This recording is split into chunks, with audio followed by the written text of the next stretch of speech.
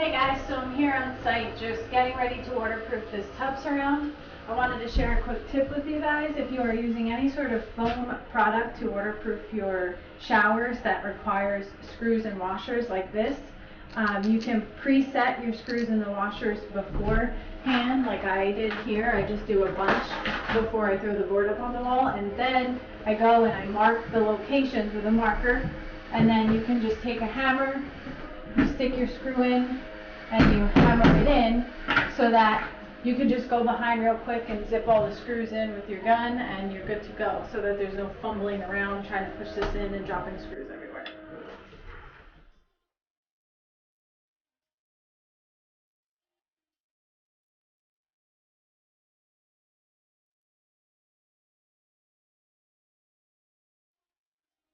Hey guys, so TileChick quick tip number 2.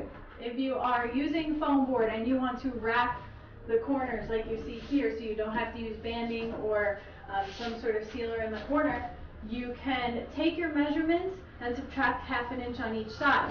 So just to show you why, when you butt your board up in the corner here, you'll see that both sides sit about ½ an inch, which is the thickness of the board, out of the corner.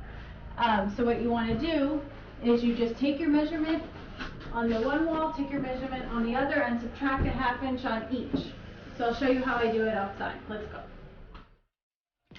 Okay, so my measurements were 33 and 60, so after taking off the ½ inch, it came to 32.5 and 59.5, and I cut it, snapped it, and set it.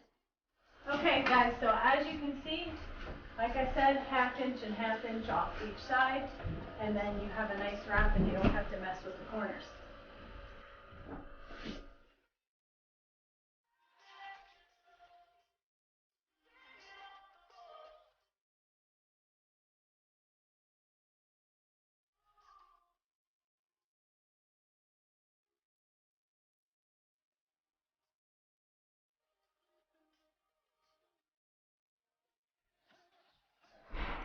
Okay guys, I hope you enjoyed my quick tips for today. We went from bare studs to waterproof, ready to tile in just a few hours. See you on the next one.